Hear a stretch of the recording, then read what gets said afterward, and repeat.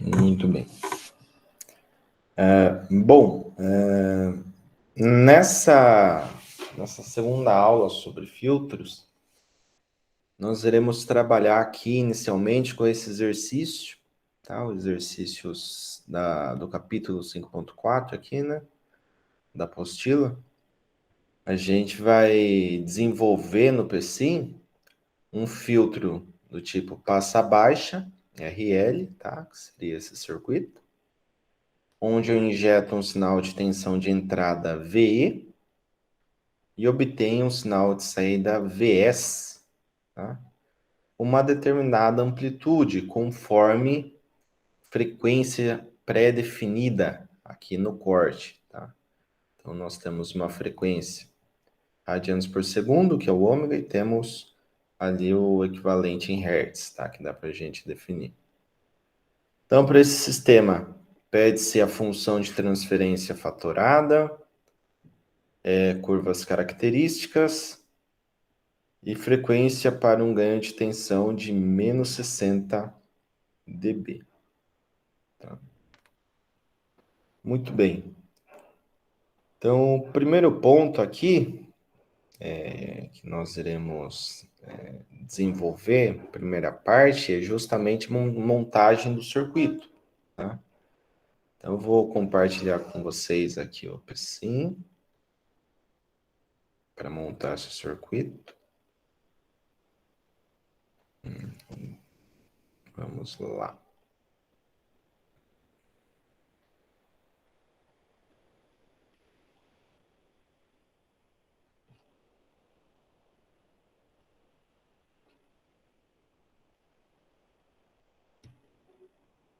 Ué.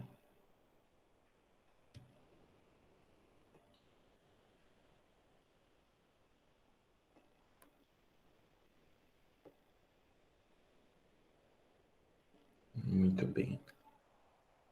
Então, aqui no ambiente PSIM, primeira coisa que nós sempre fazemos é utilizar o Simulation Control. Né? Então, selecionar aqui o Simulate. Total Time, eu vou deixar em 0,1, tá? E o tempo de passo em 1,10 menos 5. Acho que tá interessante esse valor aí. Vou manter. E apenas aumentar aqui em 10 vezes o padrão, tá? Que vem aqui no PSIM. Então, vou deixar em 0,1 segundos. Ou 100 mili. Tá? Vou dar aqui um zoom. Para que vocês enxerguem bem. Vou injetar aqui na entrada, né, do nosso circuito, uma onda senoidal. Nessa onda, eu tenho aqui um resistor de carga na saída, né, que vai refletir esse sinal de entrada. Tem um indutor aqui no meio do caminho, né, que vai estabelecer aí uma determinada reatância para determinados níveis de frequência também. Então, deixa eu puxar um pouquinho mais para o canto aqui. Porque eu vou colocar um amperímetro. Então, vou selecionar aqui Current Probe, aqui nessa parte inferior do PSIM. Conecto em série. Voltage Probe between two nodes. Conexão em paralelo, né? Como sempre. Paralelo com carga resistiva, carga L e com a fonte. Agora basta fazer as conexões, né? Então, vou fechar o circuito primeiro. A fonte para o amperímetro, indutor para o resistor, resistor para a fonte.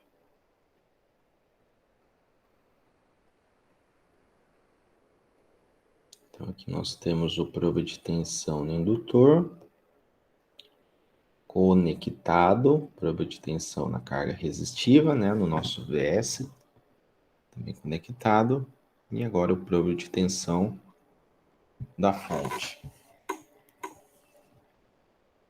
Bom, esse probe eu vou chamar de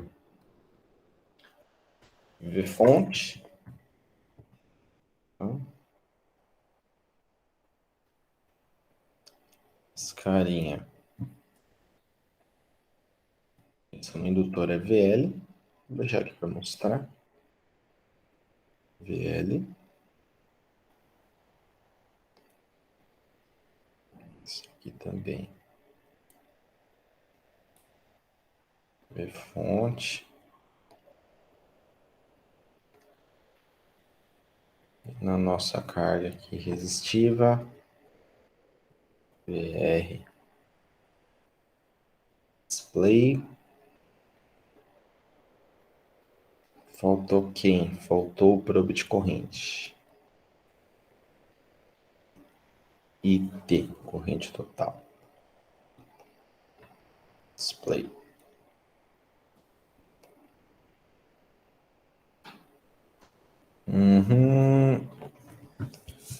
Então temos aqui o circuito montado, né? Feita toda a instrumentação, né, de tensão, de corrente. E agora nós iremos colocar os parâmetros do circuito. Tá? Então, inicialmente aqui nós temos o indutor de 1 mili. Tá? Então, venho aqui. Coloco o equivalente a 1 mili, né? E 10 menos 3.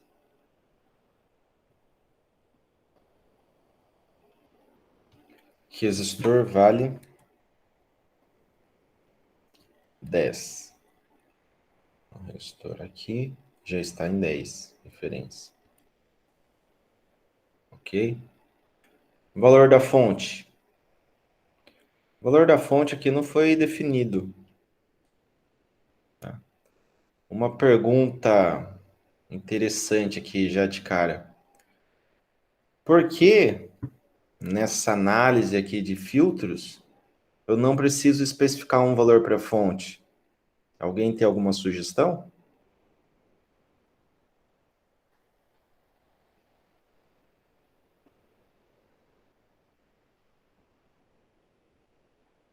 Repetindo.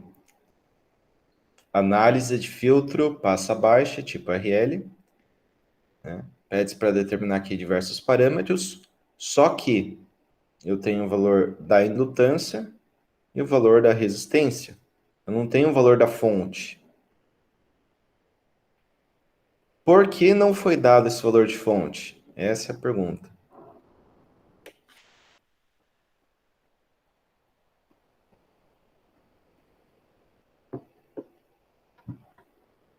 Qual o motivo?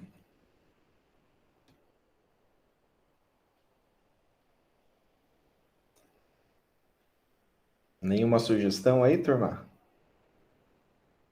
No idea? Aqui eu vou te falar que eu não sei não, senhor, desculpa. Tá. Mais ninguém aí? Ninguém quer arriscar?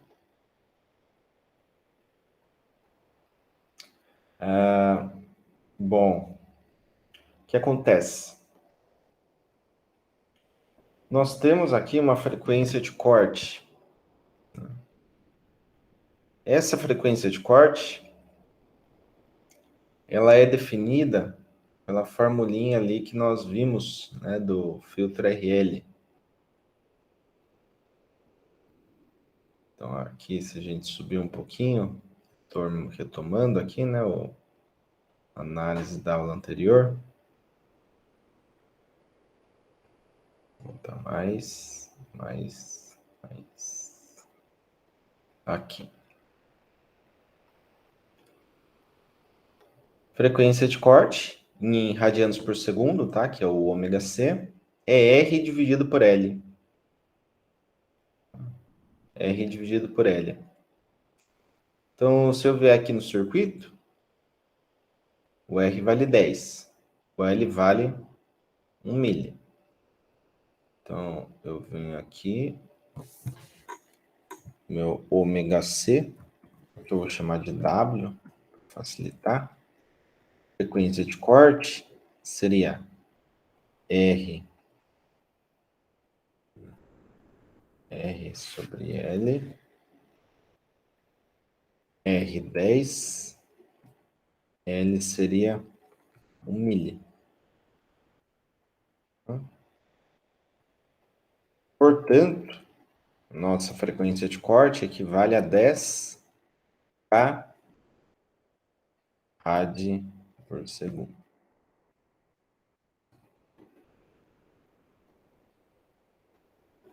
Belezinha? Então, nessa frequência de 10 quiloradianos por segundo, o sinal de tensão na saída deve ser quanto? 10k rad por segundo é a nossa frequência de corte. Então, na frequência de corte, vamos lá, retomando mais uma vez aqui. Foi feita aquela análise, né? Ganho na frequência de corte. Qual que é o ganho? 0,707, né? Então, 70,7% do valor de pico que nós temos na fonte. Então, para que a gente consiga enxergar esses valores na simulação, já que não foi dado um valor específico aqui de fonte, eu vou utilizar o valor de pico equivalente a 1. Tá? Tá em 60 Hz. Eu vou deixar em 60 Hz. Tá? Aqui a frequência é em Hz. Então, nós temos que converter essa frequência aqui em Hertz também, né? Então, vamos fazer o seguinte. Frequência de corte, o F agora, seria para nós o equivalente de ômega C por 2 vezes π. Tá? Equivale a 10 dividido por 2π.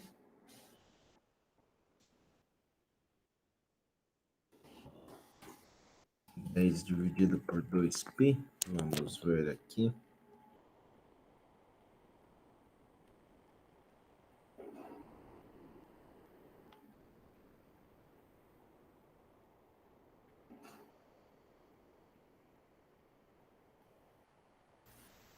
É 1591,55.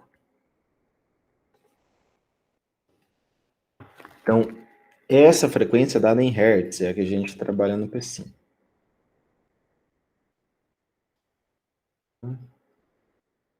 Essa é a nossa frequência. Muito bem. Então, a frequência de corte está em 1591. A frequência que eu estou utilizando é 60 Hz. Tá? Então essa frequência está abaixo de 1561. Tá? Se está bem abaixo desse valor, significa que praticamente todo o sinal, esse sinal de 1 volt aqui de pico, deve ser transferido para a saída. Tá? Uma boa parte desse sinal. Então, se eu rodar a simulação,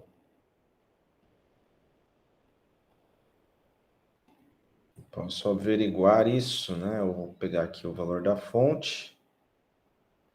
Vou plotar separado aqui. Fonte 1 de pico, né? Pico positivo, pico negativo, 2 outros pico a pico. Eu vou pegar o sinal de saída da carga R.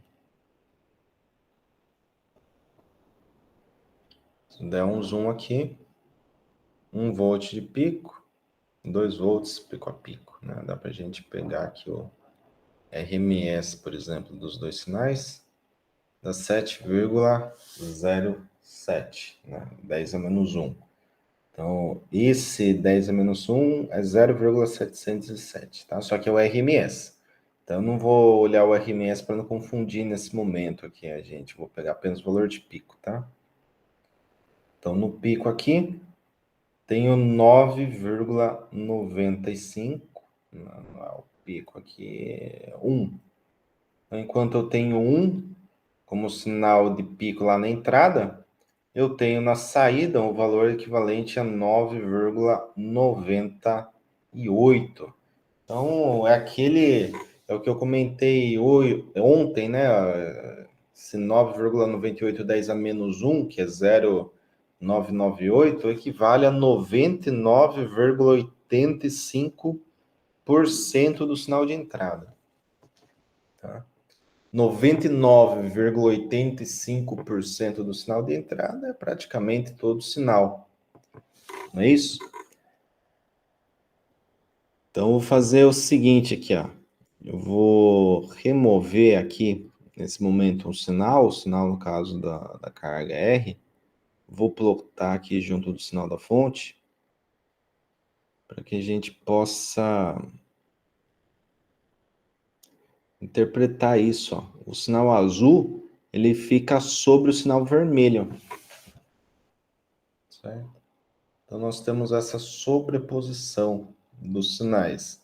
A linha vermelha para a fonte e a linha azul para a saída, né? No caso, o VR. Eu vou fazer uma coisa aqui, o seguinte. Vou fechar essa tela. Em vez de deixar ver fonte aqui, puxa, peraí. Fonte. Eu vou trocar isso aqui. Né? Cadê? Cadê o bichinho? Tá aqui. Em vez de ver fonte, eu vou colocar VE. Tensão de entrada, né? Que daí não confunde. Esse carinha é o VE.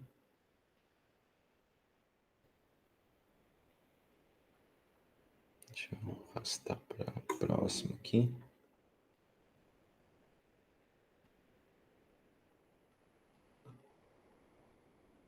Vou ter que clicar aqui. O VR eu vou chamar de VS.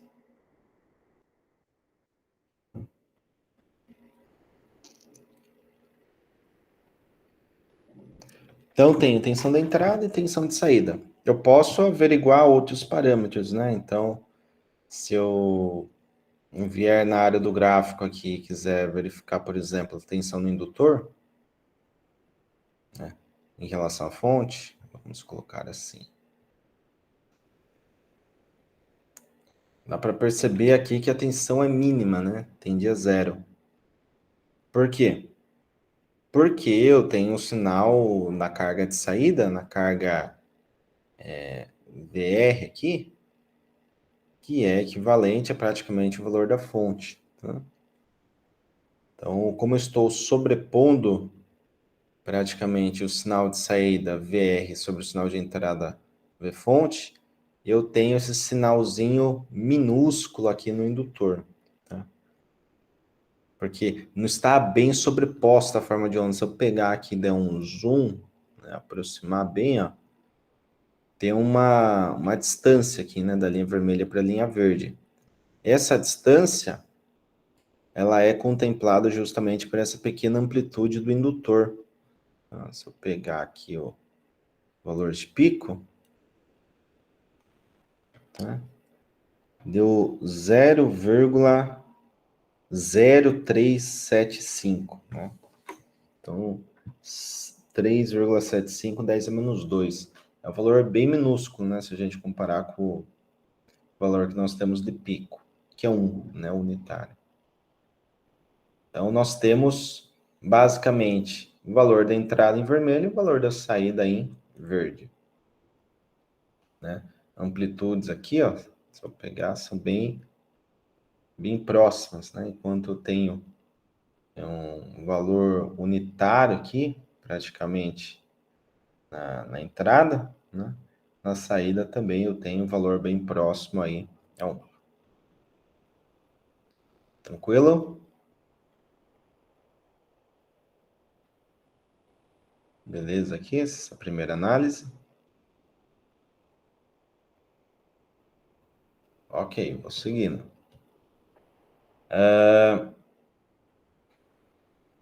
Bacana. Então, primeira frequência ali, né, que nós testamos, uma frequência muito baixa, seria 60 Hz, né, se a gente comparar com o corte. E agora, se eu substituir pela frequência de corte, eu tenho que colocar esse 1591, né? 1591,55, para ficar bem próximo aí ao que nós temos de referência para o corte, né, o que foi calculado, que foi projetado no circuito. Então, salvando esse valor para a fonte, posso rodar a simulação mais uma vez. Vou correlacionar a entrada com saída no mesmo gráfico. E aí, obviamente, como eu aumentei a frequência, são mais ciclos dentro de uma única janela. Então, eu tenho que vir aqui e dar um zoom. Deixa eu pegar alguns ciclos. Aqui, ó. Não, quero cancelar. Dar um zoom por aqui, mais ou menos. Aqui. Muito bem. Então, na frequência de corte, o que aconteceu? O sinal em vermelho é a entrada, o sinal de saída em azul. Tá. Se eu for analisar o valor de pico da entrada, o valor de pico unitário é 1. 1 na entrada. Só que esse 1 aqui, ele é o valor de pico da entrada, porém, quando eu pego o pico da entrada, eu não estou pegando o pico da saída, estou pegando o valor aqui intermediário, né, entre zero e o valor de pico para a saída. O valor de pico na saída tá por aqui, ó. É esse 0,7, né, aproximado aí. Um pouquinho mais para a esquerda. Um pouquinho mais.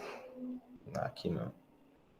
Então, ó, era para dar quanto? Era para dar 0,707, né? Então não deu 0,707, conforme aqui a teoria, né?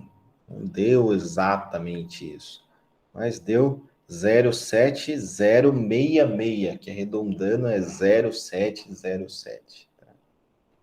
Então, de fato, bateu lá na frequência de corte, bateu com o que nós definimos aqui como formulação, né? Formulação matemática aí para o sisteminha. Então, nós temos 1 sobre raiz de 2, que é o ganho de tensão na frequência de corte.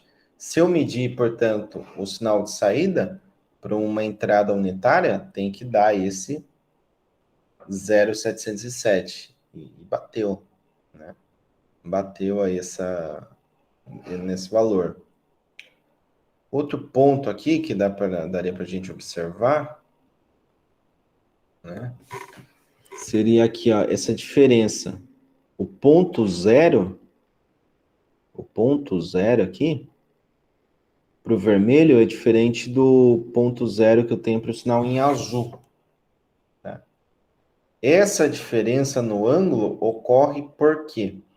Se eu observar aqui um ciclo, né?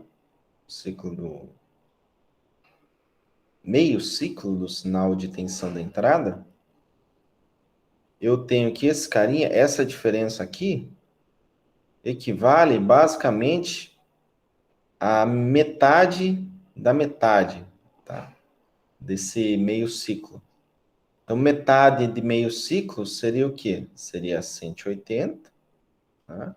Do meio ciclo, dividido por 2. Né? 180 dividido por 2 dá aqui no centro. Seno 180 sobre 2 é seno de 90. Seno de 90 dá 1. Beleza. Então, deu 1 aqui. Só que eu tenho metade, né? Metade de 90. Eu estou bem aqui no meio dessa divisão, né? Então, metade de 90 é 45. Se nós formos aqui mais para baixo,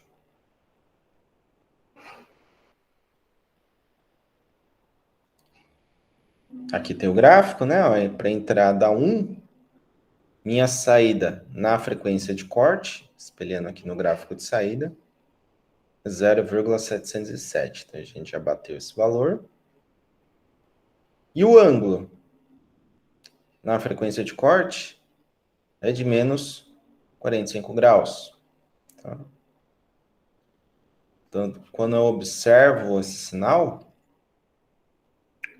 eu verifico que eu tenho, de fato, esses 45 graus aqui embutido no sinal de saída. Né? Então, do centro, né, do pico aqui, deste ponto, para a esquerda, até o cruzamento de 0, eu teria 90. E do cruzamento da linha azul para o ponto inicial da linha vermelha, eu tenho 45 graus. Tá? Então, nós já conseguimos observar essa diferença, né? Essa diferença angular aqui, esse atraso, né? Atrasamos aqui em 45 graus, então o sinal da entrada passou aqui por 0, e só depois de um tempo, só depois de 45 graus, que o sinal azul passou também, né? Então, menos 45 graus, um atraso nesse cruzamento do sinal de saída por 0. Beleza? Dúvidas nessa análise aqui? Aqui não, professor, tudo tranquilo. Beleza. E os outros aí, como estão? Tá tranquilo Até também? agora tá bem. Tá bem? Tá indo? Ok. Bom, vou fazer o seguinte. Vou fechar então essa tela de simulação e farei uma mudança aqui nos valores, principalmente o valor da fonte, né? Os elementos vão manter para que a gente ainda tenha esse corte nos 10 quiloradianos por segundo, que é equivalente aqui a 1591,55 Hz. Tá? Então, o valor da fonte, ó, perceba que a amplitude é constante, eu não mexo. Vale 1, sempre 1, tá? Valor unitário. A única coisa que eu vou adotar aqui, né? A única coisa que eu vou colocar aqui para essa próxima simulação é uma mudança aqui de uma década. Tá? Vou jogar uma década para frente. Em vez de 1591, eu vou utilizar 15.915. 15.915 Hz. Vamos lá. Se eu voltar aqui no gráfico,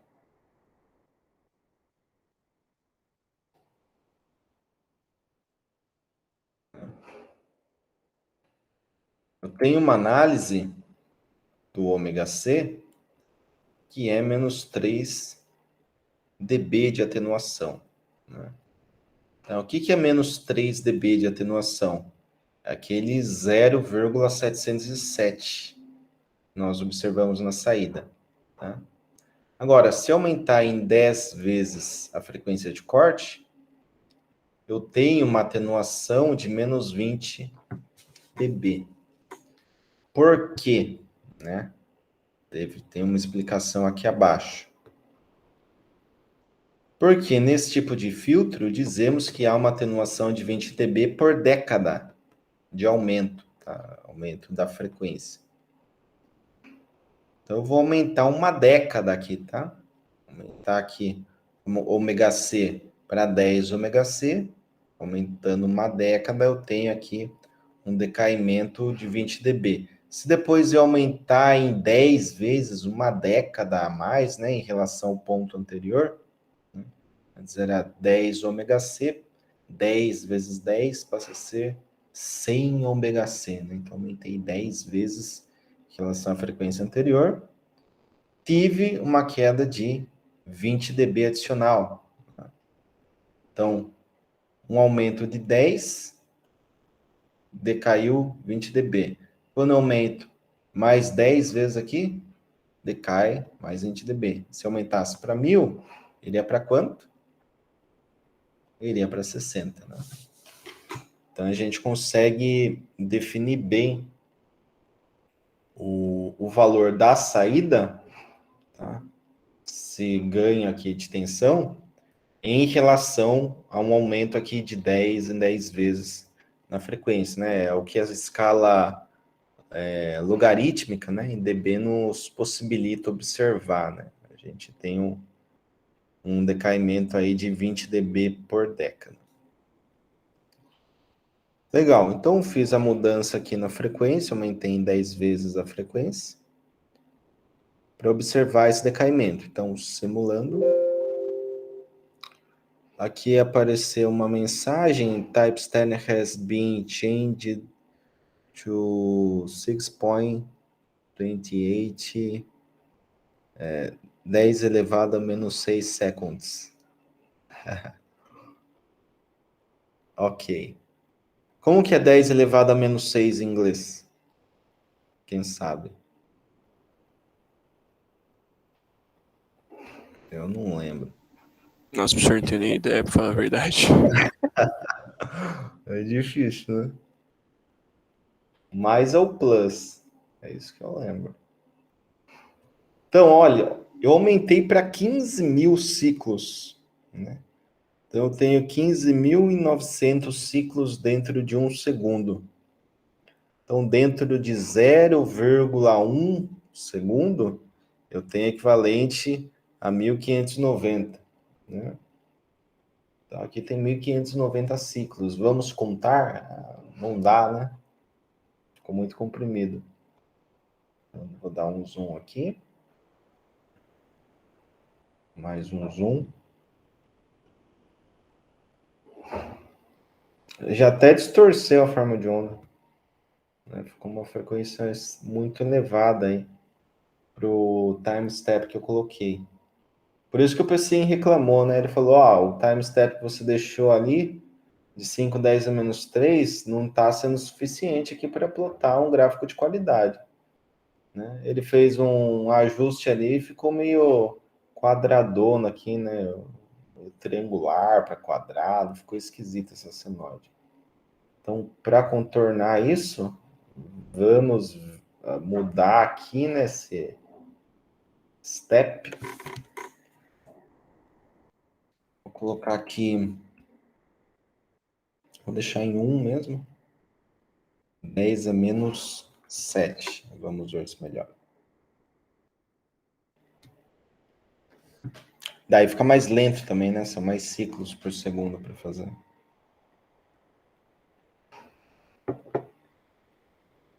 Vamos ver se está melhor.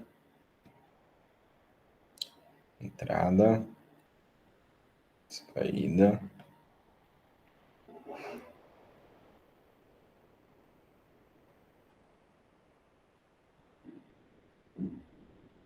Melhorou. Bom,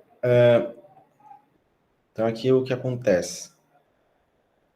Eu tenho um valor de pico unitário, valor da entrada eu não mexo em termos de amplitude, tá?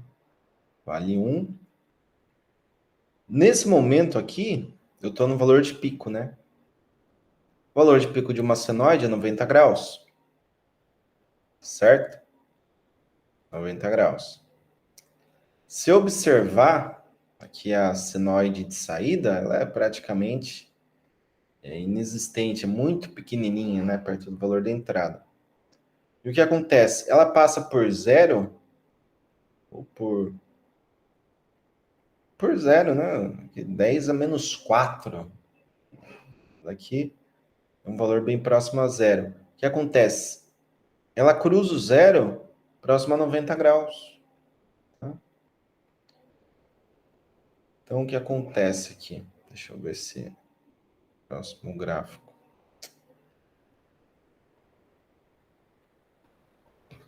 Tá para cima. Aqui, ó.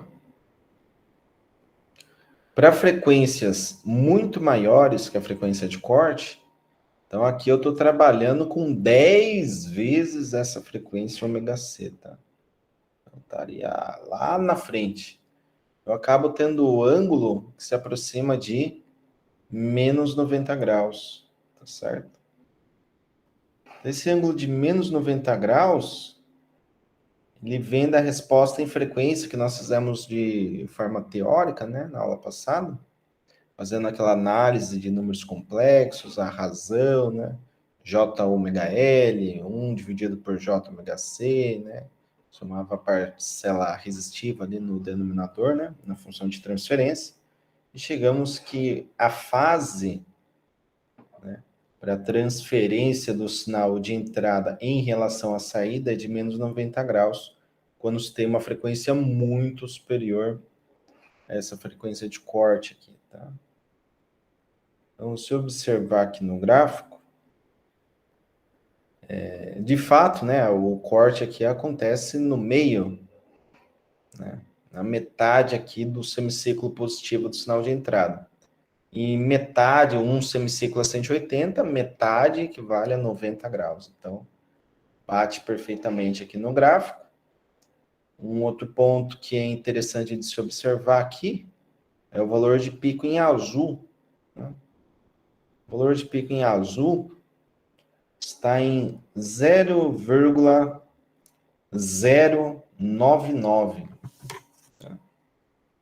Então, equivale a 10 mili, tá? 10 milivolts. 10 mili? 0,0, 10 mili. Então, esse valor aqui, que eu tenho na saída, é um valor que veio daquele cálculo de 20 dB por década, né? Então, se eu vier aqui, mais para baixo. Vamos lá, vamos lá. Ó, 20 dB por década, beleza? Tá. Então, em 20 dB por década, eu vou ter uma certa amplitude de saída. Nesse gráfico aqui, demonstra, né? Só que quantos volts é 20 dB? Tá. Puxa, 20 dB negativo equivale a um sinalzinho de saída, porque no pecinho aqui, ó, tá medido em volts, né? Então, deu 0,09949, né? 9,95 mili. Tá? 9,95 milivolts na saída. Eu vou fazer o seguinte, vou colocar aqui o sinal obtido, né?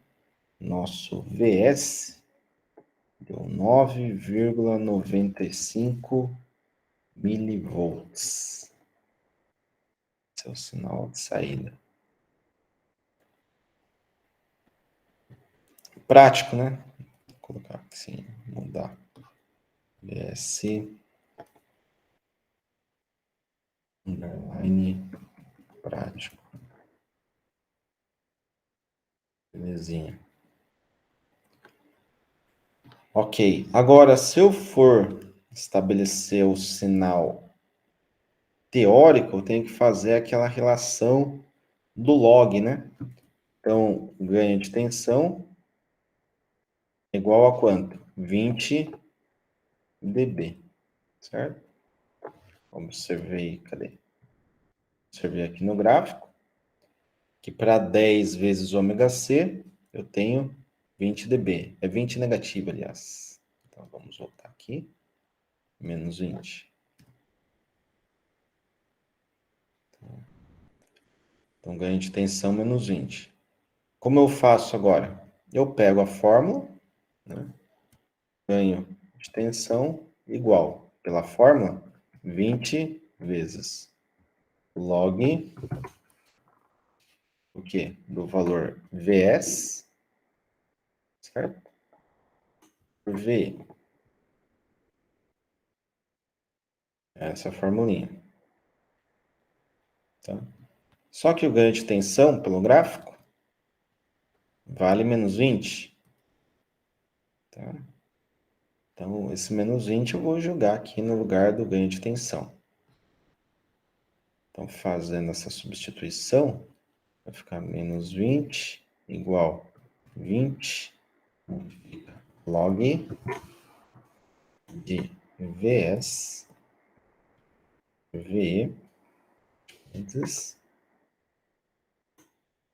Então, vai dar esse carinha aqui.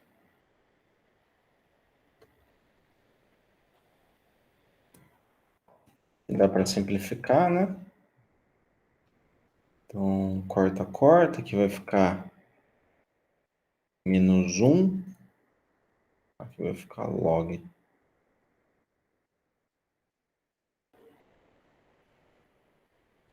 Né? Menos 1, isso, passou 20 ali. 20 por 20, menos 1 igual a log.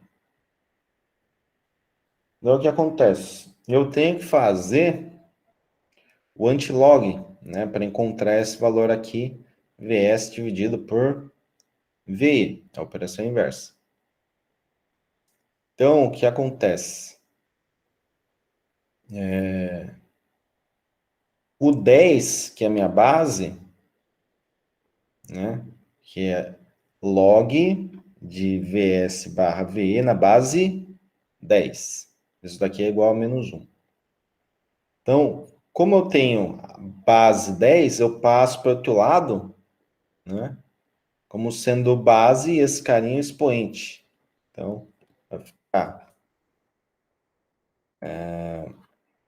10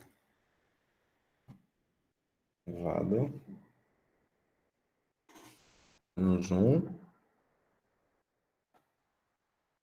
igual a Vs sobre V. Parênteses. Beleza?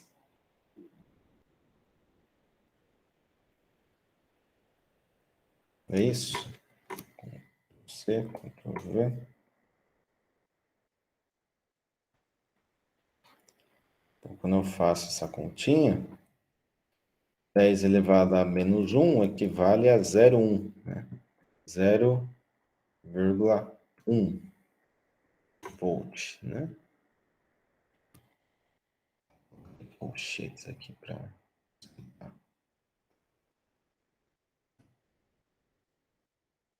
essa unidade.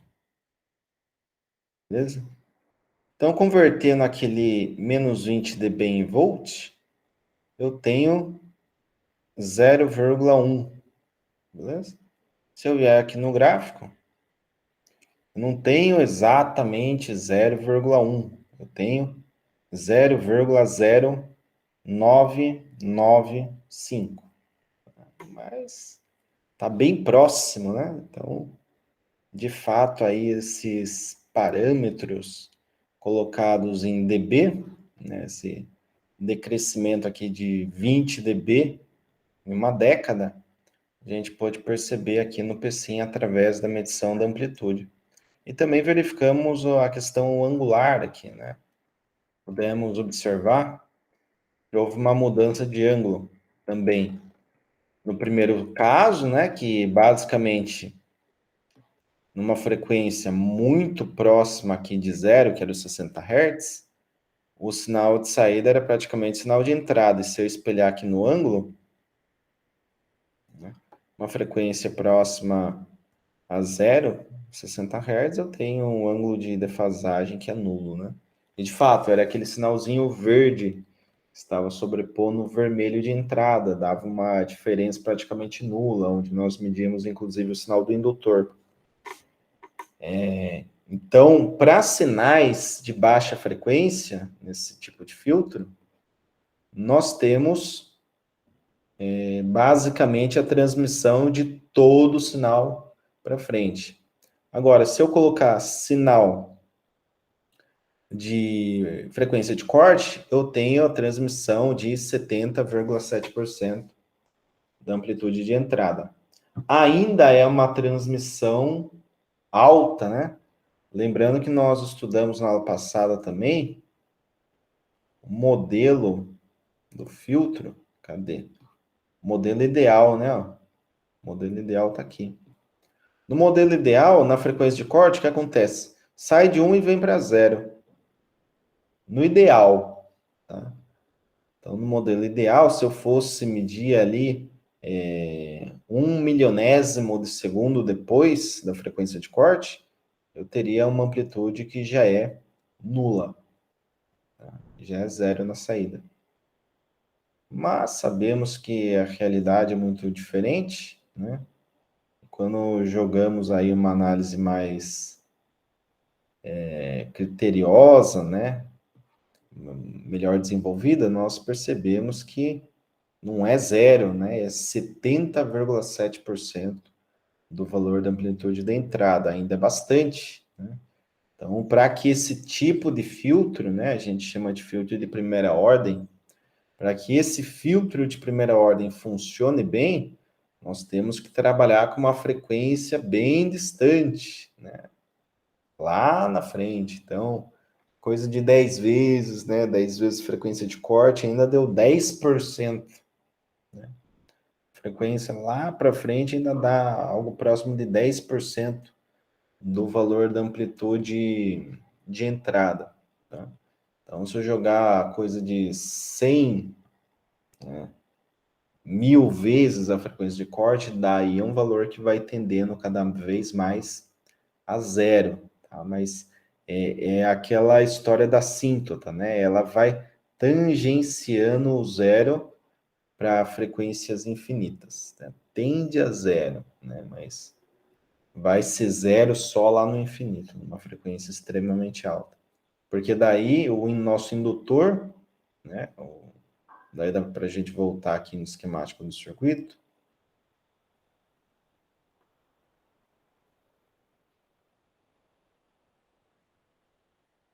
Cadê o circuito?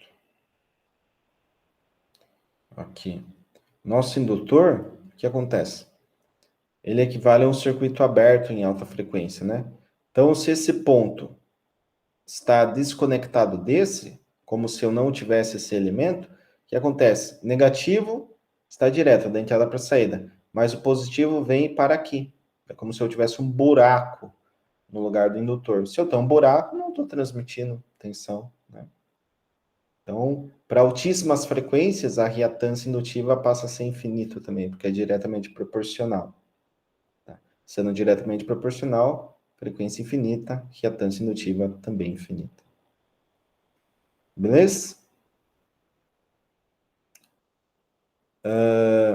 Aqui, ó, aqui ficou fácil, né? Já até falei, ó, curvas de resposta a gente já fez uma análise, frequência de corte também. Ah, função de transferência a gente não levantou, né? Vamos fazer aqui.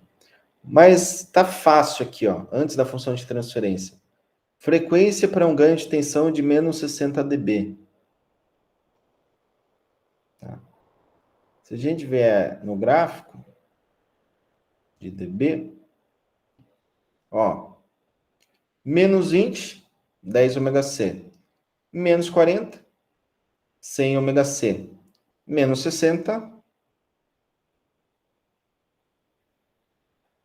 de novo. Menos 20 dB, eu tenho 10 ômega C. Menos 40 dB, eu tenho 100 ômega C. Menos 60 dB, eu tenho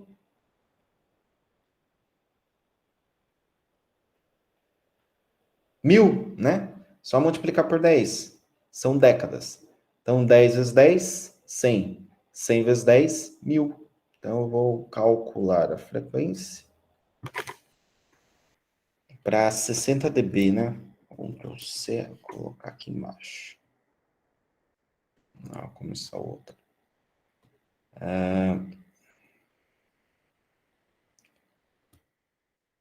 para ganho de tensão equivalente a menos 60 dB,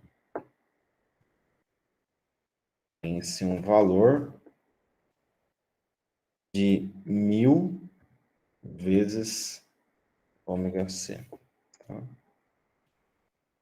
1000 vezes 10K dá quanto? 10 mega? Isso. Acredito que sim. Então, nós temos aqui 10 megaradianos por segundo. Tá? Por quê? Porque foi a frequência pedida no enunciado, né? Para menos 40 aqui era 100 vezes a frequência de corte.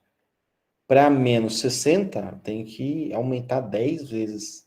10 vezes 100 dá 1000. 1000 vezes o ômega C, que era 10K, né? Vai se tornar 10 mega. Beleza? Só que foi pedido também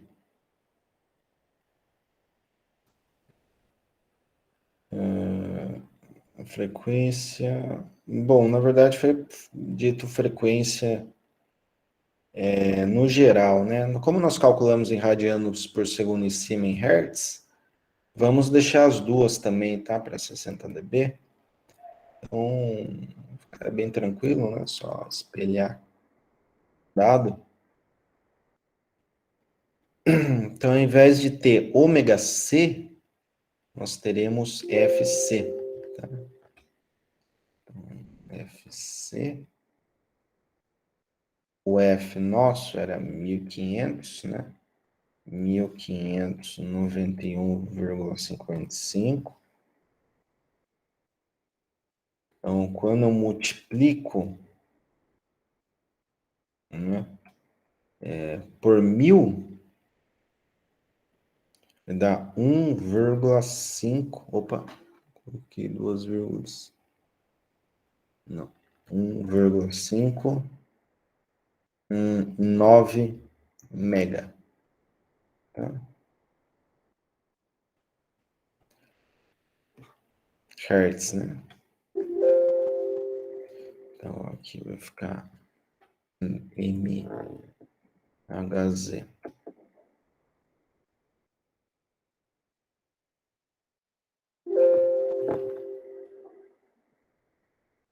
Beleza? Então, 1,59 MHz seria basicamente a frequência que eu tenho para uma atenuação de 60 dB. Tá? E esse 60 dB, olha, vamos fazer um exercício aqui, ó, tranquilo, relativamente tranquilo. Como nós calculamos uma atenuação de menos 20 dB, foi para isso apenas substituir o GV por menos 20. Se eu substituir aqui, ó, nesse procedimento, menos 20 por menos 60, a gente pode fazer algumas simplificações. Dá para imaginar aí, turma? Aqui, ó. No lugar desse menos 20, vou colocar menos 60, tá? Então, menos 60. 60 dividido por 20 dá quanto? 3, nesse caso vai dar menos 3. Nesse caso, menos 3. Então, em vez de aparecer menos 1 aqui embaixo, aparece menos 3, tá? Menos 3 se transforma no expoente de 10. Por quê? Porque é log base 10. Quando não tem nada aqui na base, é 10, tá? Então, fica 10 elevado a menos 3. Tá? 10 elevado a menos 3 seria 1 milivolt de ganho, tá? Como eu tenho 1 volt na entrada, eu teria 1 milivolt na saída. Então, para menos 60 dB, nessa frequência de 1,59 MHz, na saída eu ainda teria 1 milésimo de volt, né, em relação aqui à entrada. Então, eu teria aqui 10 a menos 3. A entrada é 1, eu teria 10 a menos 3 na saída. Então, realmente, eu já estou em 1,59 MHz. Estou numa frequência extremamente elevada, né? Sendo que meu corte era em 1590. Então, perceba, é um filtro que funciona? Funciona. Só que ele não é o mais eficiente. E por que ele não é o mais eficiente? Porque daí a gente pega aqui o modelo, que seria a função de transferência, né? Pedido fatorado. Então, eu venho aqui no modelinho.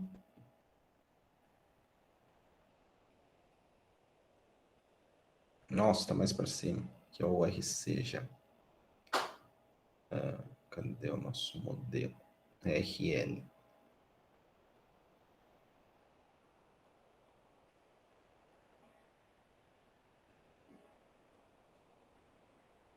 Ó, função de transferência, tá?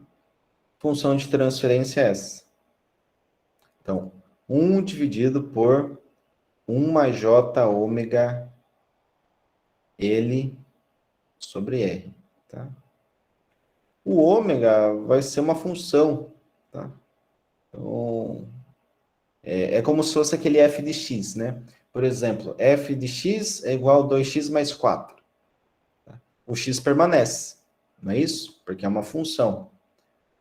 Então, na nossa função de transferência, eu terei o h de ômega. O ômega aqui eu chamo de W, tá? H de ômega igual a 1 dividido por 1 mais J ômega, que multiplica, vou deixar aqui em parênteses, L sobre R. Então, o L é 1 mili, né? O R é 10.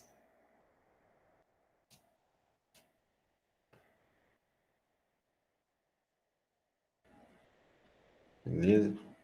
Então, ó, o L, 1 mili, 1, 10 menos 3, o R, 10. Faltou fechar um parênteses aqui. Deixa eu fechar esse parênteses. Beleza. Então, esse carinha aqui, né, basicamente o que eu faço? Eu desenvolvo essa continha, 1 mili dividido por 10. 1 mili dividido por 10 equivale a quanto? Tá fácil, é assim? 10 elevado a menos 4. Certo? Belezinha? Aqui é 10 a menos 3, né? Dividido por 10. Mantém a base, 10 a menos 3, 10 elevado a 1, na divisão subtrai expoente, menos 3, menos 1, menos 4.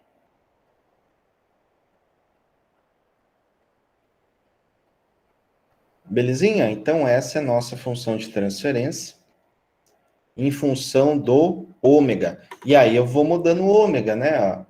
Para ômega zero, dá quanto? Vai ser essa parcela, 1 dividido por 1. Opa, então eu tenho ganho unitário. Então, se aqui eu tivesse um sinal próximo ali a DC, né? DC é a frequência zero. Então, o que eu teria? Eu teria na carga, né? A carga de saída aqui, eu teria um valor equivalente à entrada. Né? Pois a saída seria saída sobre a entrada igual a 1. Né? Então, como a entrada é 1, fica 1 vezes 1, saída também vale 1. Agora, se eu jogo o ômega infinito, daí fica 1 mais j infinito, dá j infinito, basicamente, né? Então, 1 dividido por j infinito fica menos j infinito, né? Daí, se a gente observa aqui no gráfico, menos j é o quê? É menos 90. Certo? Menos 90 graus. Só que daí o infinito estava no denominador, quando passa para cima, ele fica, dá zero, né? Opa, desculpa. 1 dividido por j infinito, O J passando para cima fica menos J, né? Só que 1 dividido por infinito, cujo denominador tende aí ao infinito, tende a zero na resposta. Então, a amplitude tende a zero, mas o ângulo tende a menos 90, né? Passa aqui 90 graus atrasado em relação a esse sinal vermelho, né? Que seria o sinal da entrada. Tá certo? Então, alguma pergunta, turma? Dúvidas nessa análise aqui, nesse exercício proposto que nós tivemos aqui, que nós realizamos juntos? Cadê o exercício? Fugir exercício. Tá aqui. Alguma pergunta aqui sobre função de transferência, frequência de corte, curva característica, frequência de ganho, né, para esses 60 dB, tranquilo?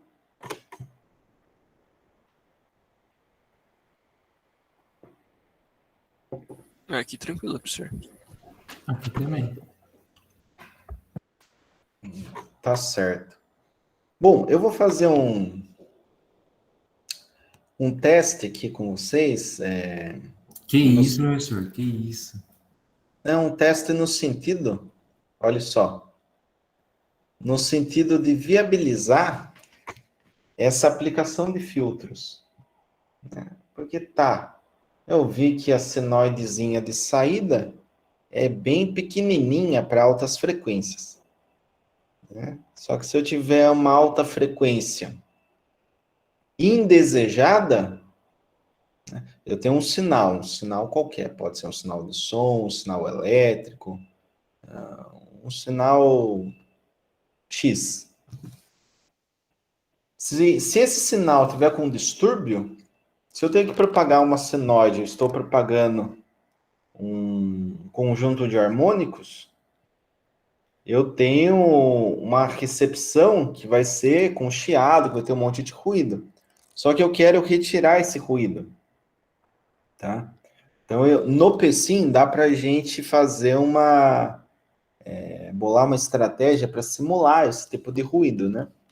Então, eu vou fazer o seguinte, eu vou tirar essa referência aqui,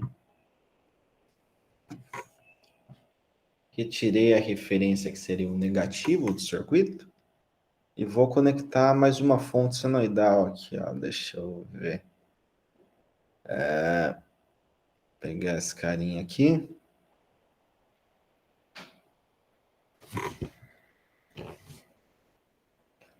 Vou conectar em série, tá?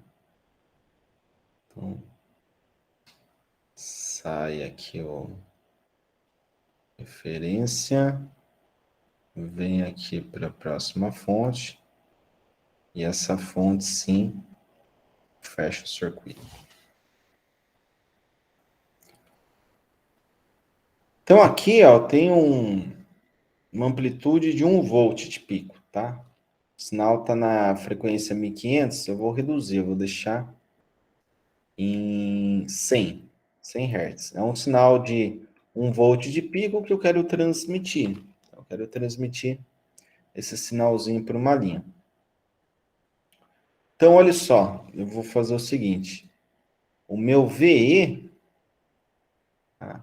Sinal de entrada, é esse carinha. Tá? É o sinal que eu quero transmitir. Então, quero transmitir 1 volt de pico, 100 Hz. Beleza? Só que, no meio do caminho, na transmissão ali, houve algumas perdas, houve interferência eletromagnética na transmissão desse sinal, enfim. E acabou sendo gerado aqui um distúrbio de 0,3 numa frequência de 10K, tá? 10 kHz. Beleza? Então, vou chamar esse carinha aqui, ó, de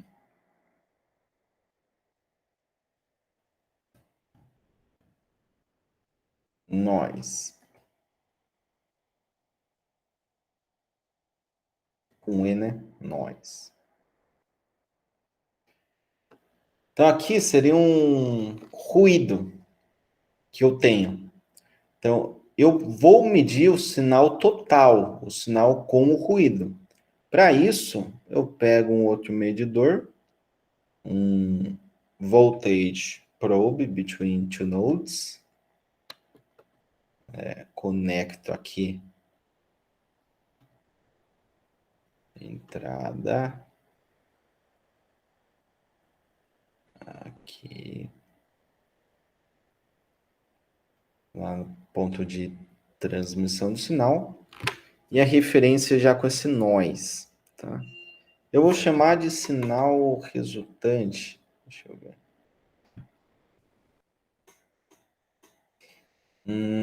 Sinal resultante. Transmitido.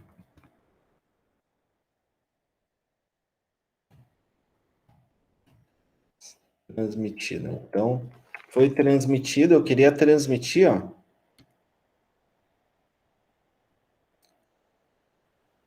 Esse sinal aqui. 1 volt de pico, 100 Hz. Tá? Era um sisteminha de comunicação. Só que teve interferências eletromagnéticas, né? O sistema não estava com uma compatibilidade eletromagnética bacana. Então, apareceu junto desse sinal um ruído, um noise, de 0,3 volts em 10 kHz. Tá? Se eu aplicar um filtro de linha, o que acontece? A saída, esse VS, deve contemplar apenas aqui, esse 1 volt de pico, 100 Hz. Certo? Então, se eu rodar essa simulação, devemos ter aí esses parâmetros, né? Ó, o VE, que eu quero transmitir, e o transmitido, já com distúrbio. Perceba. Vou dar um zoom aqui.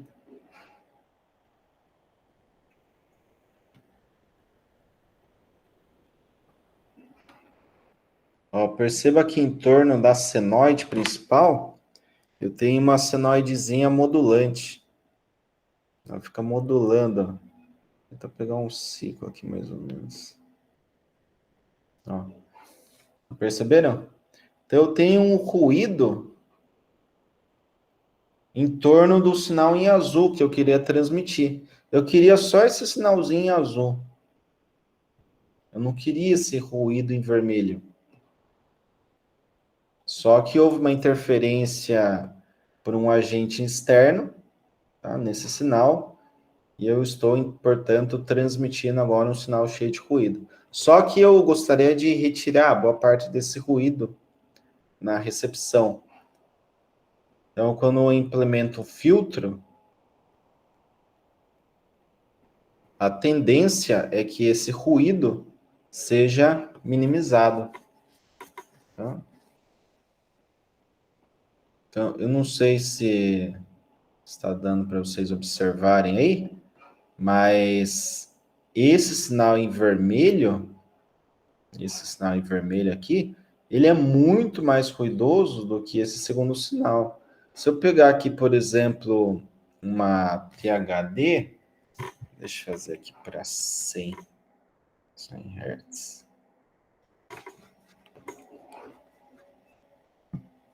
Vixe, vai travar meu PC.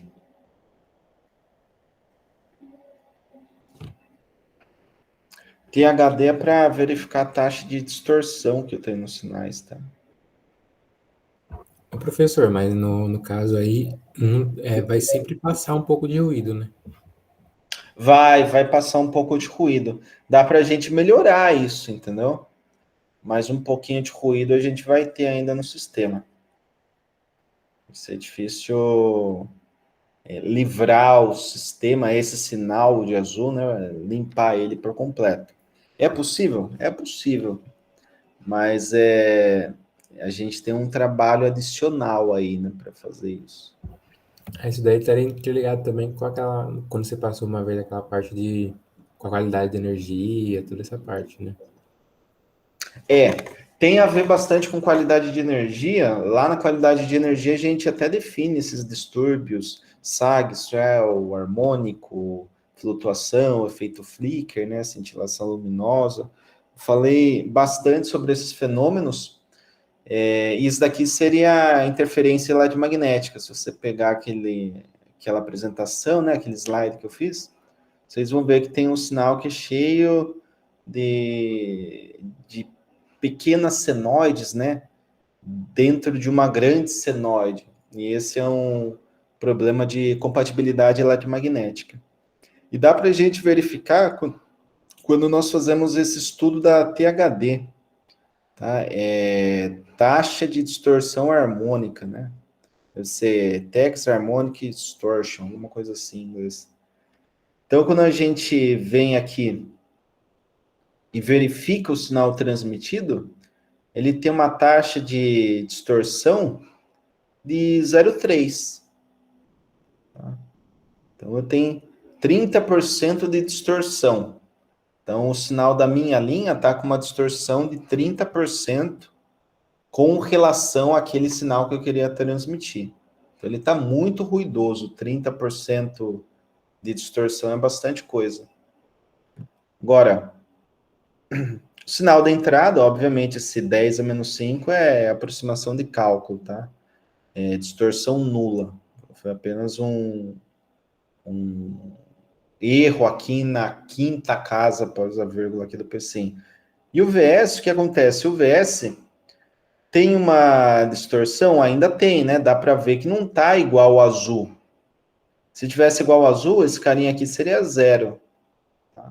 Ou seria na ordem aqui de 10 a menos 5 também, que nem foi calculado para o sinal de entrada, que é o em azul.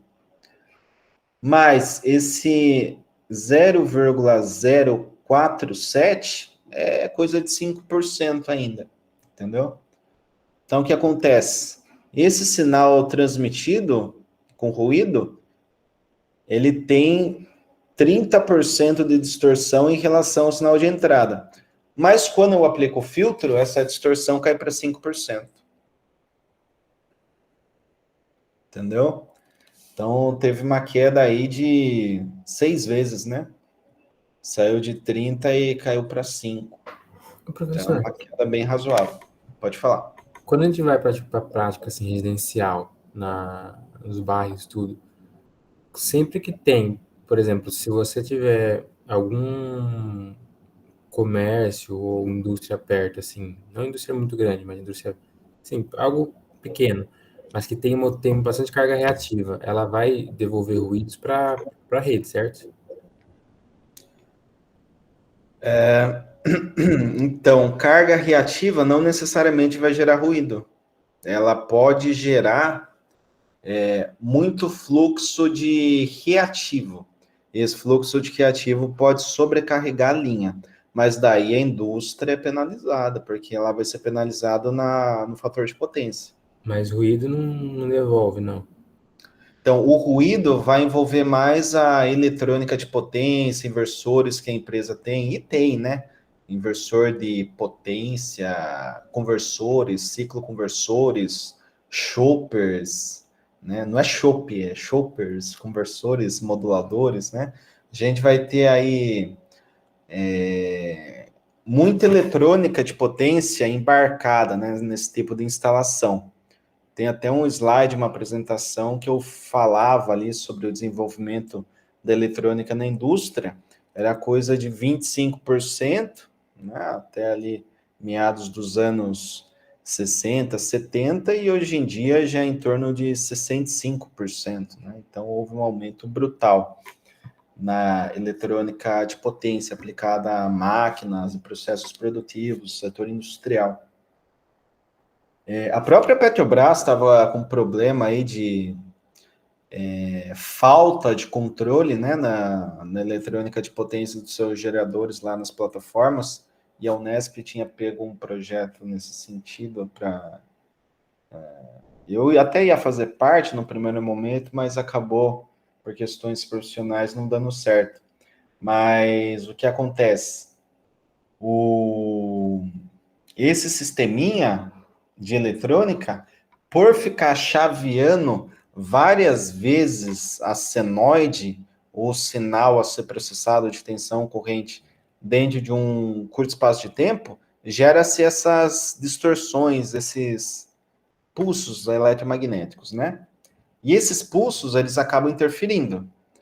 Por isso que é necessário ter filtros de linha, né? Quando você vai fazer transmissão, principalmente de sinais de informação. Por exemplo, você pega uma fibra ótica, né? A fibra, ela tem ali uma atenuação em dB, entendeu? Então, dá para a gente fazer essa analogia muito na comunicação, né, na telecomunicação, na transmissão de dados, mas também na elétrica. Então, eu não sei se o viés da sua pergunta vem mais para interferência na comunicação ou em termos de energia. Seria focado no que exatamente? Mais na Seria energia? mais para energias mesmo. Transmissão Tá, de energia. tá, entendi. Então, energia, a gente tem o chamado filtro ativo, né, que já foi amplamente estudado, é uma tecnologia consolidada hoje em dia. A BB, inclusive, aqui na região faz filtros ativos, trabalha com isso. E o filtro ativo, o que acontece? Quando eu tenho essas cargas, e essas cargas geram distorções, principalmente na forma de onda de corrente na rede elétrica, essa forma de onda ela pode ser corrigida com um filtro ativo, que olha só, basicamente ele fica observando a forma de onda. O princípio de funcionamento é simples. Então, ele observa a forma de onda, pega ali o espectro dessa onda e gera a mesma onda 180 graus defasado dos sinais distorcidos. Isso é, eu tenho uma frequência na rede de 60 Hz e eu quero trabalhar só com 60 Hz. Eu não quero ter correntes na ordem de 180, 300 Hz, 540. Não quero, tá? Eu quero trabalhar sempre com 60 Hz. Então, essas outras frequências eu posso filtrar basicamente jogando uma senoide no 180 graus defasada. Por quê? Se eu tenho uma senoide com fase zero, ela parte de zero, tá? Vamos pegar aqui no gráfico, ó. Esse daqui é uma senoide com fase zero. Então, parte de zero, vai para um pico positivo, retorna para zero, pico negativo e fecha o ciclo, tá? Um ciclo. Beleza. Agora, se eu tenho uma senoide 180 graus defasado, ela não começa aqui do zero e vai para o pico positivo. Ela começa do zero e vai para o negativo. Entendeu? Então, eu jogo uma senoide com pico negativo para compensar uma senoide com pico positivo. Pensa assim, 1 menos 1, né? Só que no mesmo instante, porque seria uma outra senoide, né? Com esse formato aqui, defasado em 180.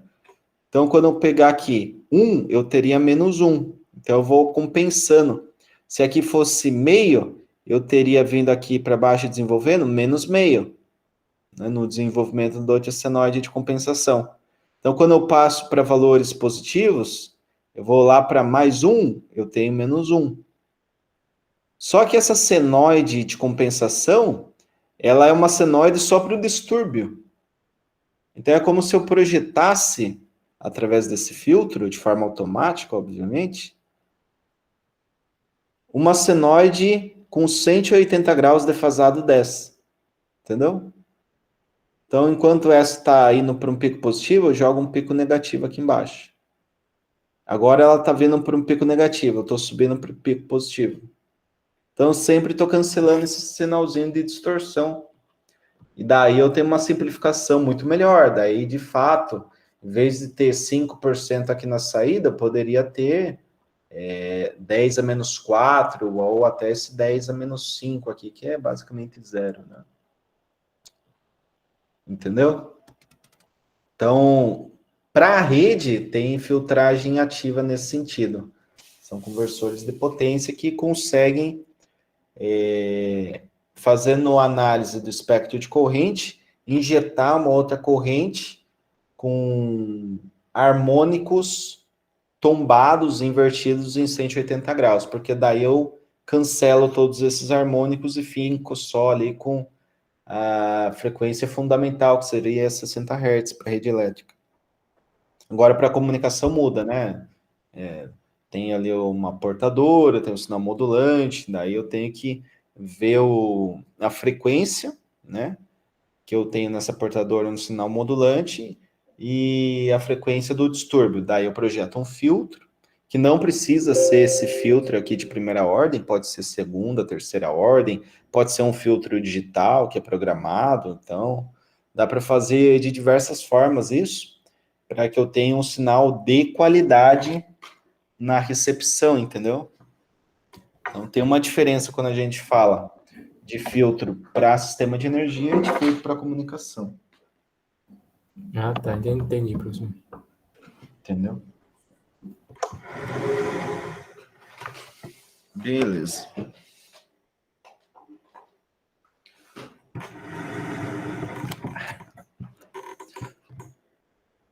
Então, dando prosseguimento aqui, nós vimos, né, essa questão prática aqui da filtragem para o circuito indutivo, tá? Só que se eu quiser criar um filtro do tipo RC, é possível também, né? A gente já viu aí que existem as duas topologias, uma para RL e outra para RC. Então, nesse filtro RC, nós temos aqui o mesmo resistor de 10 ohms, tá? Aqui da entrada, um capacitor de 100 micro para a saída. Então, voltando aqui no pecinho, farei o seguinte, ó.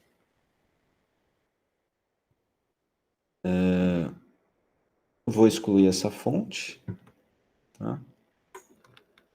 Excluir essa linha aqui. Eu vou criar esse filtro aqui do tipo RC, para que a gente possa verificar, então, o funcionamento, a qualidade do sinal. A gente vai perceber que é bem similar, né, o filtro indutivo, só que o que muda? Muda a abordagem, né? Então, nós temos ali um filtro no qual o capacitor vem depois, o resistor está aqui no meio, né? Faz a conexão do circuito. E a reatância capacitiva na saída, que vai fazer, portanto, o controle do sinal. Se eu tenho um circuito aberto, significa que sai 100% do sinal. Se eu tenho um curto-circuito na saída, significa que o sinal de saída é zero. Tá? Então, vou trocar esse indutor pelo capacitor. Cadê o capacitor? Capacitor. Opa. O capacitor vai aqui embaixo. Vertical. Resistor vai lá para cima. Em série. Resistor é 10. Padrão, default. Capacitor 100 micro. 100 micro.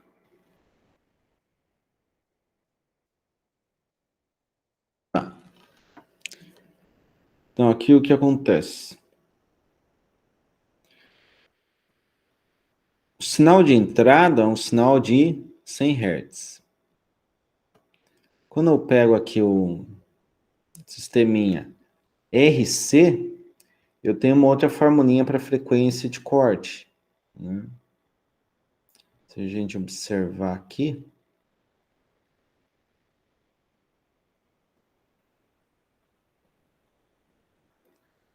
frequência de corte é 1 sobre RC, né? Então, eu posso fazer esse cálculo que eu fiz para o indutor. Ctrl+C, Ctrl+V. Só que no indutor era R sobre L. Agora é 1 dividido por R vezes C. Vai ficar 1 dividido por 10 vezes 100 micro, né? 100 ohm.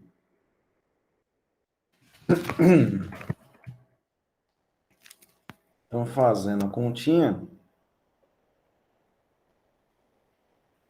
temos ali 100 micro, 10 vezes 100 dá 1000, 1000 dá 1000, vai dar um K isso aqui, né? Um K-rad. Certo?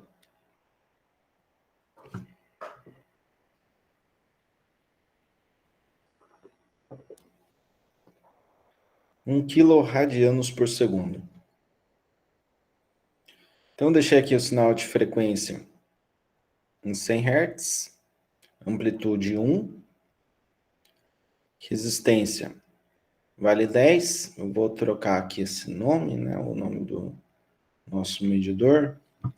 Esse vai ser o VR. E esse aqui eu vou manter VS, né? Que é o sinal de saída. Então, rodando a simulação.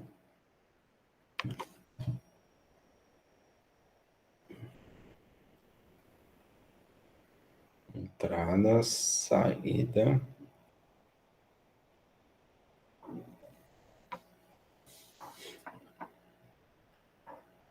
Ó, nesse caso, eu tenho o valor da entrada em 100 Hz, né? Então, 1 volt de pico. O valor da saída já teve uma atenuação, ó, de 0,85, basicamente. Tá? Por quê? Porque a minha entrada está em 100 Hz e a minha frequência de corte é 1K. Se eu observar aqui o gráfico, o que acontece? Ó, 100 Hz, 1K está aqui, né? 100 Hz não está tão longe. Tá? Já teve tem um ponto aqui, né?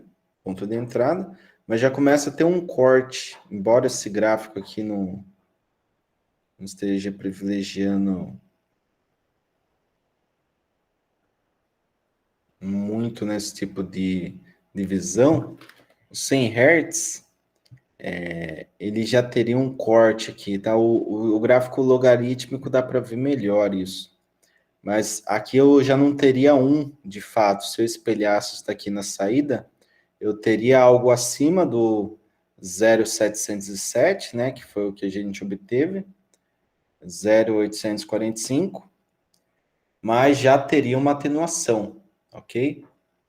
Se eu quisesse um sinal maior na saída, não dá para trabalhar com 100, teria que trabalhar com 10, tá? Então, se eu mudasse o sinal da entrada de 100 para 10, daí nós iríamos perceber que, de fato, a saída muda, né? E temos, então, o sinal praticamente em fase aqui, né? 0,997 para a entrada e 0,997 para a saída. Então, o sinal fica em fase. Por quê? Porque, nesse caso, eu tenho 10 Hz. Né? 10 Hz é uma frequência muito baixa para um corte em 1 kHz. Agora, conceito de filtro. Né? Se o corte é em 1 kHz e eu jogo 10K na entrada, você já sabe o que vai acontecer com a saída. Certo? O que acontece? A saída vai sumir, né? Vai ficar essa linha azul. parece ser um número maior de ciclos, né? Só que o sinal de saída é muito baixinho. Beleza? Então, a lógica de funcionamento de ambos os filtros é a mesma. Inclusive, se a gente parar para analisar aqui em termos de defasagem, né? Eu posso pegar esse VS aqui, jogar aqui para baixo para multiplicar. Vou multiplicar por 10. Ó, dá para ver a defasagem certinho aqui, né? Se eu pegar aqui, ó, o centro, quando eu estou batendo aproximadamente em 1 aqui, ó, 0,999, eu tenho cruzamento em 0 do sinal de saída. Então, seno de 90 dá 1. Né? Então, é o que a gente obtém aqui para o valor de pico da entrada, enquanto na saída eu estou passando por 0. Estou cruzando agora, né? Ponto de cruzamento aqui.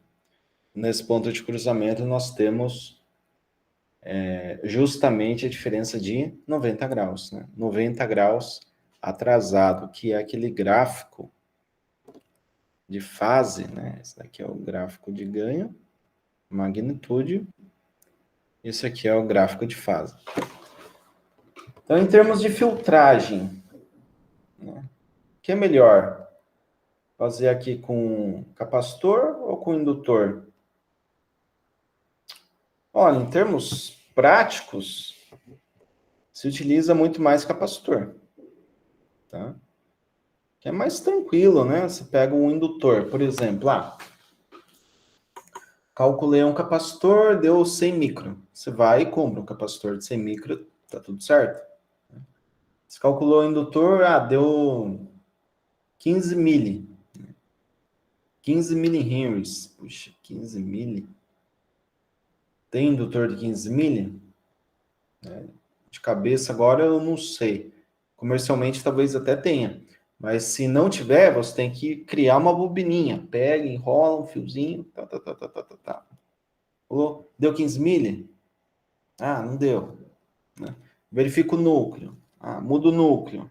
Agora deu 15 mili. Então você monta o seu filtro. Capacitor você foi, comprou e montou. Muito mais fácil. Né? Então a gente acaba adotando esse tipo de filtro, tá? Do tipo RC, na grande maioria das vezes. Onde eu vou arbitrar um valor de R, tá? Ou um valor do capacitor, se eu quiser trabalhar com valores comerciais, né? Ou jogo um valor de capacitância aqui, jogo um valor de resistência, proporcional ao que eu quero de frequência, né? Ou então eu deixo, eu quero um corte em 100 kHz, tá? Então, 100 kHz eu tenho um capacitor de 10 micro. Qual deve ser o valor desse resistor para que eu tenha, de fato, uma frequência de corte de 100 kHz? Você calcula a resistência. Deu um resistor de 1342,87. Não tem comercial. Mas o resistor você tem um trim-pot, você tem um potenciômetro, que são resistências variáveis. Então você vai girando ali um parafusinho, uma chavinha, né? E você consegue mudar a resistência. Então você deixa bem próximo a resistência que você precisa, para que associado àquele capacitor de 10 micro, como eu citei nesse exemplo, você tenha ali uma frequência de corte, por exemplo, na ordem de 100K.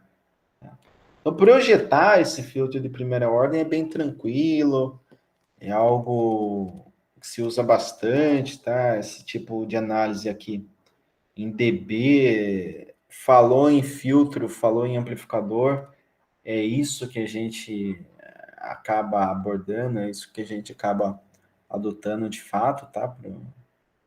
Para análise, para verificar se tem muito ganho, se tem muita atenuação, né? Quando a gente vai fazer trabalho em sistemas de comunicação, tem bastante dessa análise, né? Esse ganho aqui em decibéis, tá certo?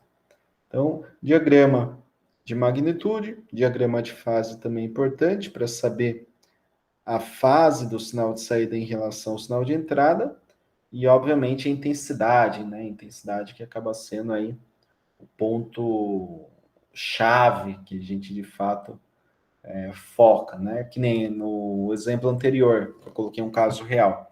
Eu tinha um sinal muito distorcido. Eu queria retirar aquela distorção de alta frequência. Então eu estava olhando para o quê? Eu estava olhando para a amplitude da distorção. Eu queria reduzir a amplitude. Tá? Então a magnitude do sinal ele acaba sendo levado em consideração muito mais do que essa fase. Porque defasou o sinal de saída, tá, o sinal vai ter um delay, né? Tem um ângulo aqui de 90 graus, então eu falei A aqui, né? O cara passou um tempo, deu um delay aqui, ele recebeu A aqui, né? Ou ele ouviu o A, entendeu? O tempo, o delay aqui foi o quê? Alguns milissegundos, então, quando a gente fala de comunicação de dados, isso daí não interfere tanto, óbvio, daí você tem aumento de distância, você tem mais perdas, você tem um tempo de propagação menor, né? Então, você vai ter um delay ali que tende a ser cada vez maior, né? Conforme eu vou aumentando a distância. Então, isso daí entra bastante nesse tipo de análise, né? Parte de fasor. Mas quando se fala em distúrbio, a gente olha bastante na magnitude do sinal. Belezinha? Alguma pergunta, alguma dúvida com relação a filtros, filtro RL, filtro RC, do tipo passa baixa? Ficou alguma dúvida aí, alguma pendência? Aqui para mim, não. Aqui também não, professor, tranquilo. Beleza, então. Bom, eu vou finalizando esta aula. Vou parar aqui a gravação.